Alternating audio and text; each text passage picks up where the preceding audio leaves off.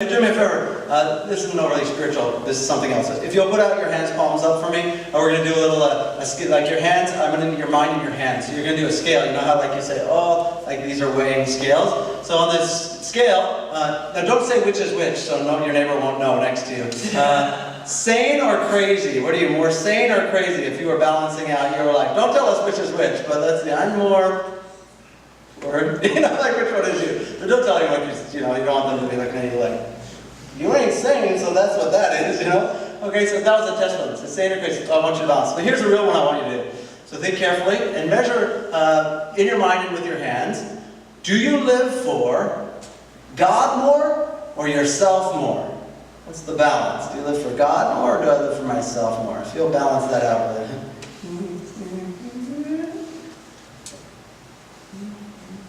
All right. Now let the Bible kick your ass. Are you ready? I'm not going to say anything, but the Bible's going to kick your ass.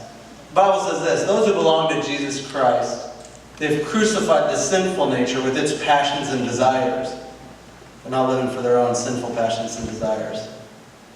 Again, Paul writes it this way: for the grace of God that brings salvation, it's appeared to all men. And it teaches us to say no to ungodliness and worldly passions and live self-controlled, upright, and godly lives in this present age. Worldly passions are things like a me-first attitude, where if you are weighing it on that scale, is it about you or is it about God? Worldly passions are things like, I'll do what I want with my sexual appetites. I'll do what I want with my appetite for alcohol, even if the Bible says I can have some, and have some more, and have some more, and the Bible says you need to stop at some point, but you don't stop. A worldly passion is something like materialism, that you're just out for money. You really are going after those things as a goal. Or drugs, that you're using products of this world to medicate yourself for whatever reason. Maybe it's just fun, or maybe you have a lot of damage or whatever. Maybe it's a lifestyle of hurting other people. Those kind of things are worldly passions. Sometimes we just think worldly passions are like sex. But it's not just that. It's all of those things. It's especially that me-first attitude. But if you'll notice here in the verses, it says, if you, the first one in Galatians, says, those who belong to Christ, they have crucified that sinful nature. That old person that you should be, they crucified. Jesus was crucified on the cross. That means you kill it. Right? Crucify is another way of saying put to the death penalty. So you have put to the death penalty that sinful nature. That is no longer what you are about if you belong to Christ.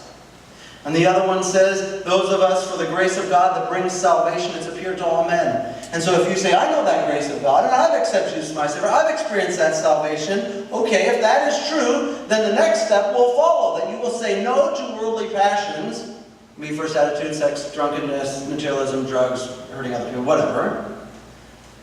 I will say no to those things, and I will start to live for something different. I will, in fact, have a new passion. And those passions are in self-control, upright, godly lives. Our new passion has to be, our old passion has to be replaced by a new passion, because God has created us as passionate people. We do something or we do something else. Now, if you smoke a lot of weed, then you don't do anything, but outside of the medicated drug mind, you're passionate for something or something else. We are always striving towards something. God has just created us that way. And so you're either passionate for your old sinful life, but once you've been crucified for that life, then you no longer are living that way. In fact, you are going for something new, a new passion. Here's how David describes it.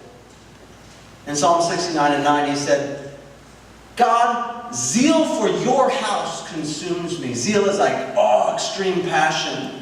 And the insults of those who insult you, they fall on me. David says, you know what? It used to be about me and my rep, but now if people insult you, God, I am offended. I am personally insulted. It is no longer about me, but it's about God. And my new passion is about God. And when people make fun of God or insult God or hurt God's house or hurt God's people, that hurts me. It's like an insult directly to me when they insult God. He said, that's my new passion, David said. And again, he said, don't let your heart, this is Solomon writing, do not let your heart envy sinners. Don't look at the sinners like, oh man, they got us so lucky. But always be zealous for the fear of the Lord. And this isn't fear like he's going to kill you. This is fear as in respect. And so it says, look, When you find God, there's a new passion for your life. You're no longer passionate about doing all the old stuff that you used to do. God has given you a new passion, a passion for His name, a passion for respecting God and wanting to listen to what God says. Not because you have to, but because you respect Him and you love Him and you think He's amazing. And when people insult Him, that insults you. And people insult the church, that insults you. And when people insult the brothers and sisters that are next to you, you take that personally. That doesn't mean you go, someone makes fun of the church and you sock them up. Because the Bible tells us how to deal with that. We need to love them too. But is your passion for God, or is your passion still for yourself? I worry that our passion is not all about God, but our passion is still all about ourselves.